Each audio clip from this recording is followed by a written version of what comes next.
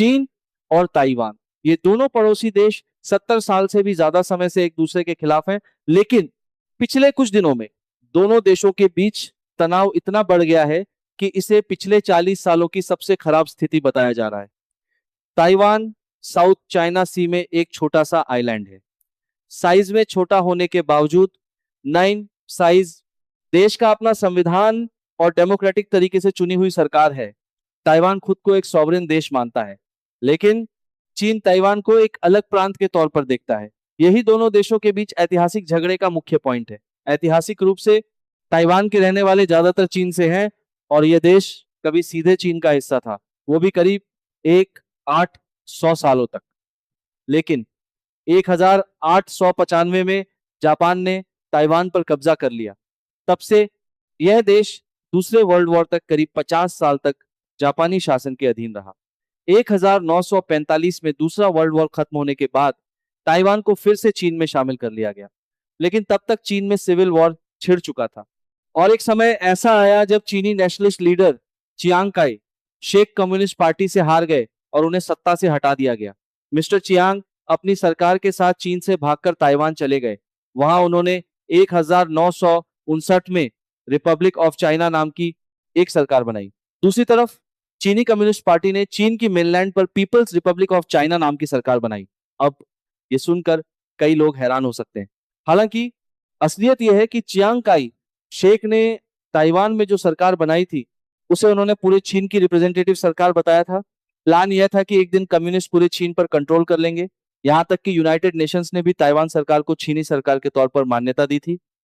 हालांकि 1971 में United Nations ने बीजिंग सरकार को चीन की मेन सरकार के तौर पर मान्यता दी और ताइवान से अपनी मान्यता वापस ले ली। हालांकि चीन ताइवान झगड़ा अभी भी बना हुआ है। चीन ने 1980 के दशक में एक देश दो सिस्टम नाम के एक प्रपोजल के जरिए ताइवान के साथ रिश्ते नॉर्मल करने की कोशिश की, जिसमें ताइवान को मेनलैंड चीन के साथ फिर से मिला दिया जाएगा, लेकिन उसे ऑटोनॉमी मिलेगी।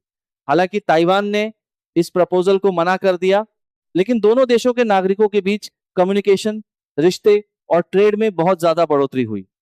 1991 में ताइवान ने चीन के साथ एक अघोषित युद्ध भी खत्म कर दिया, लेकिन एक दशक बाद हालात फिर से खराब हो गए जब 2004 में ताइवान के प्रेसिडेंट ने एक आजाद ताइवान बनाने की इच्छा जाहिर की।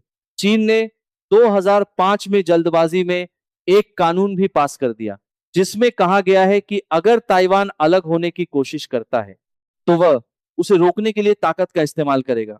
पिछले एक साल में चीन और ताइवान के बीच तनाव बहुत ज्यादा बढ़ गया है।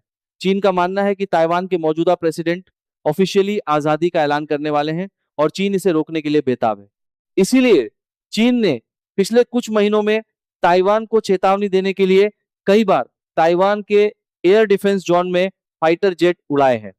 इस बीच यूएस हाउस ऑफ रिप्रेजेंटेटिव्स की स्पीकर नैन्सी पेलोसी के ताइवान दौरे से हालात और बिगड़ गए हैं।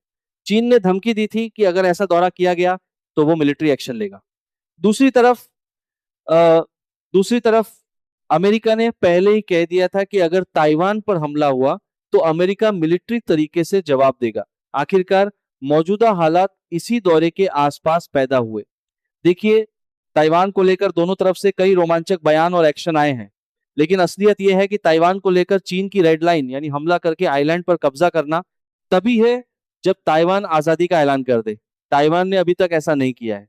दूसरी बात, चीन के लिए ताइवान पर हमला करके कब्जा करना बहुत आसान नहीं है, क्योंकि आइलैंड पर सैनिक भेजने के लिए उसे समुद्र के रास्ते जाना होगा और ताइवान को दिए गए ताकतवर एयर डिफेंस सिस्टम और फाइटर जेट से बचना चीन के लिए काफी मुश्किल और नुकसानदायक होगा।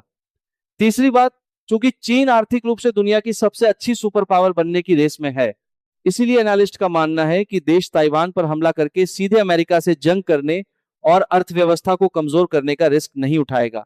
तो क्या चीन कुछ नहीं करेगा?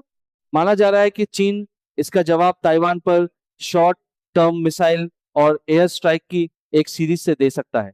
हालांकि इस डर से पूरी तरह इनकार नहीं किया जा सकता कि शॉर्ट टर्म मिसाइल अटैक या चीनी मिलिट्री एक्सरसाइज से कभी भी पूरी तरह से जंग छिड़ सकती है। चीनी प्रेसिडेंट अक्सर ताइवान को चीन के साथ मिलाने की बात बहुत जोर शोर से करते हैं, लेकिन जो हालात आपको बन रहे हैं, उनमें ऐसा शांति से होने की उम्मीद कम है, क्योंकि ताइवान में रूलिंग पार्टी और सरकार एक होने के खिलाफ है।